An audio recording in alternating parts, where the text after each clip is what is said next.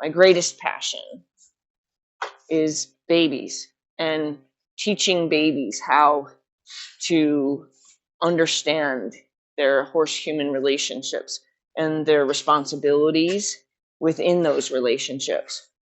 I don't, believe in waiting till they've made mistakes or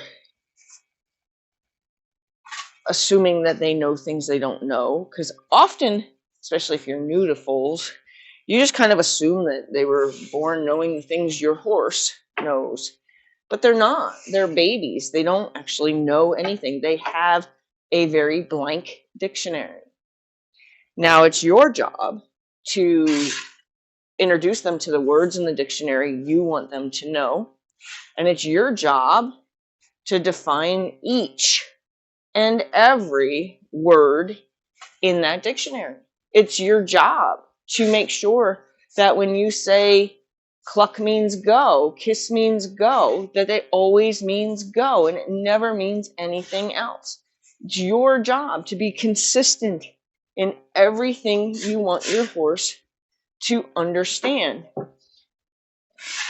So it's more, honestly, it's more of a lesson for you sometimes than it is for the foal, because it's just teaching you the consistency in what you want to teach. I really, really, really want to be available to people who are trying to raise their first foal, people who have a business of foaling and want to, make sure that those foals that they've brought into this world have the best shot at being good citizens. And, a lot of these foaling companies, they provide the service of foaling for people, but then, those babies may have an uncertain future with first-time foal owners. They knew that they weren't equipped to do the foaling part, so the horse was at your facility, and now it's going to go home upon, weaning, or might even just go home with mommy, once they're stable. And then, the outcome of their lives, who knows, right? So I want to be somebody that you can recommend help with the raising of those foals. I would love to be somebody that helps, those particular outfits with foals that are going to stay on their facility. I'm an outside trainer, so I'm not really looking to be hired by a facility as far as being, on their staff per se. I mean, I don't know how that could work. But I also want to be available to, like I said, if somebody calls and says, hey, this is what's happening, this is what I'd like to change, or this is what I think is going to become dangerous, what should I do? And I would love to be available to have those kind of consults. It is much more difficult, obviously, when it's done over the phone, because often if I can't see what's happening, there's details that are missed by the person, so therefore left out in the conversation. So sometimes that's a challenge, so I will ask a lot of questions. I recently had a call about a horse that was having problems with crowding while leading, and like one of the questions that's important for me to have an answer to is, where do you lead your horse? Some people believe a horse should be walking behind you. Some people believe a horse should be, only his head to your shoulder. Some people believe shoulder to hip. So it's important to know, where is the horse in this education? Like, where does he believe that you have taught him he should be or she should be? Many, many questions, so there'll be time spent asking a lot of questions for the details that you may not think to add. I can do, if you're creative in writing, you can be very descriptive. I can certainly respond to a written inquiry about what should I do. I also do video lessons where somebody sets up a video camera, and they do a session with their horse in, the expectation of having a great outcome of their lesson.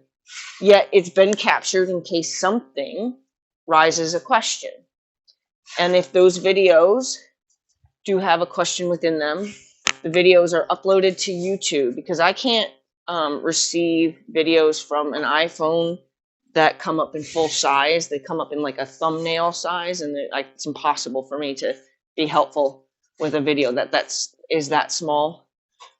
So a video would have to be sent through like a YouTube channel. So what people have been doing is they set up a YouTube channel, and then they save this video into like an unlisted, because you have the option of public, private, and unlisted. Private, I think I've played with that, and it's not been able to be shared to me or something. So unlisted still means that only you, the person who uploaded it, and the person you send it to can see it, not the general public. So what they do is they uploaded it under the unlisted category, I guess, and then send it to me. Send me the link to that video. I think you can even send me, like, if you start putting them into an unlisted playlist, you can send me the entire playlist, and we can always go back and see where something's improved or where something's actually gotten worse. And then what I do is I actually watch the video, pause it, timestamp, and I write what I see, what I think is wonderful that you're doing, what I don't think is effective what you're doing, what I think is confusing your horse, what I think is definitely helping your horse. I'm not all criticism. I'm finding I'm much more praise than criticism. So, you don't have to be like, oh, I'm not going to send you a video. You're just going to rip it apart. I'm not George Morris. I'm not going to do that. I also think there's going to be times that maybe trying to figure out some kind of Zoom lesson could work. I was thinking, like, somebody could set up a video camera, like where they would if they were doing it just by themselves and no interaction, and then, wearing like a Bluetooth.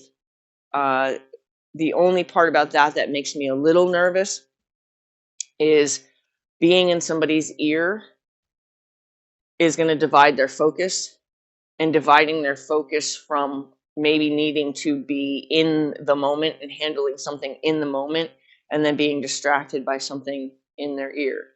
That would concern me, that somebody would have any kind of accident or situation that didn't need to happen, but their attention got diverted into what I was saying in their ear. Now, the argument could be, well, isn't that the same as if you were physically there in instruction? And yes, that could be a good argument. However, if I'm physically there and something goes wrong, the horse panics, and, I can jump in and physically manage the situation. If I'm only in your ear, I'm relying on whatever skill set you have to manage that situation. No matter how quickly I can talk you through it, you're still taking your attention away from the actual situation. Say there's a horse that just suddenly started rearing and striking.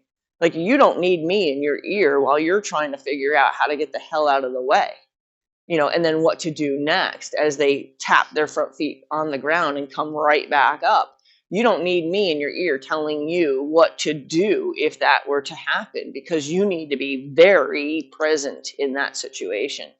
So there's a part of me that's a little afraid to do those kinds of lessons.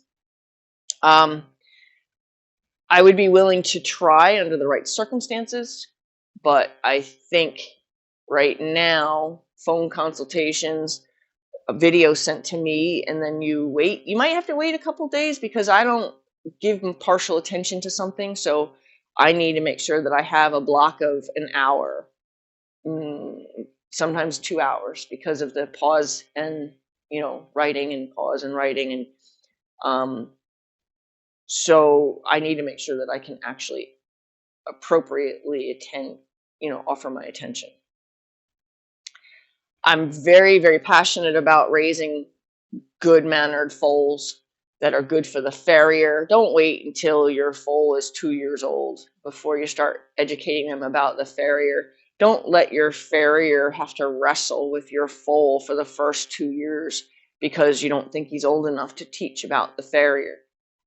You should be teaching the first time that little guy, I'll let you handle his feet. And you should be trying to handle his feet from day one. And teaching him longer and longer to stand with his foot held up, teaching him to allow you to put it between your legs, gently, because their joints and stuff are still forming, of course, but gently pull it between your legs and just pause. You need to be teaching him to pull the foot forward where it would stand on a stand for the farrier. You need to be able to take a hind leg and pull it behind them like a farrier would do. You need to also be able to bring it up under them, under their belly, so you can, put it on a stand like a farrier would do. All those things, hold the foot where the bottom of the foot is exposed, slap the bottom of the foot, tap it with something, do things that are going to simulate their life with a farrier. Same with like the vet, teach your horse to handle 3 people coming into his stall with him, and kind of like poke on them and touch them and whatever. Get them used to not feeling like they're getting cornered. Get them used to that greeting aspect.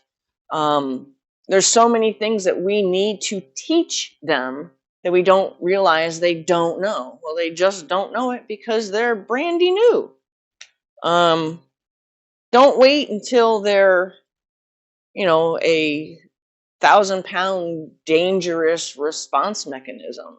Like, we need to make sure that we have good educations on these babies for our service industry, for our farriers, for our vets, for our chiropractors, for our massage therapists, for additional handlers, just people that are responsible for taking the horse from the stall to the turnout.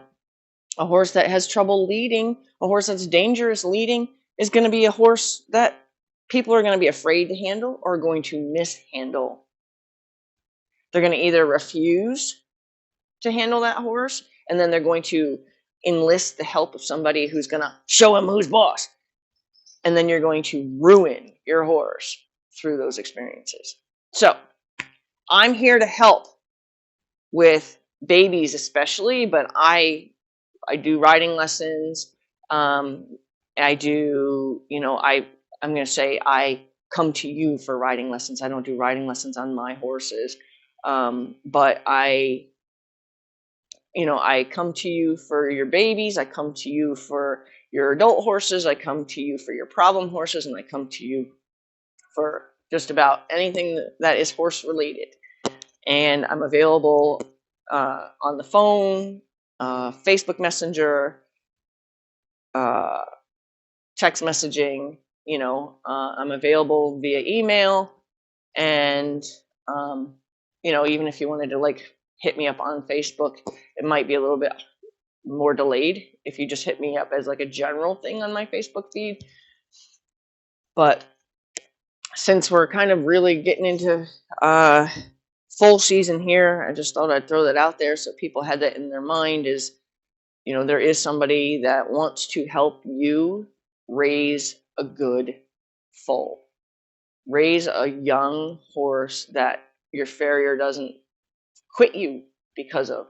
A lot of farriers, especially well-established farriers, they don't have time for that. They don't care, if they lose you as a customer because you have a bad horse. There's some farriers, many farriers that are well enough established that they just pick and choose the horses that they're willing to work on, and yours might end up being one that they won't. And then the worst part about that is if you have a good farrier and they say, nope, not interested in working with your horse. Well, now you might end up with a farrier that's just still learning and just having to take whatever there is available, or a farrier who really is not worth their salt and don't care. And now, especially in the development phase, do you want a foal who might have a newbie on them, shaping their feet, shaping their future, because their feet are their future? Just those kinds of thoughts really need to be considered. And vets, do you want your horse to always have to be twitched or, sedated so they can work on or around your horse? There's just all those things we don't think about, and it's just education. It's just education. It can be done.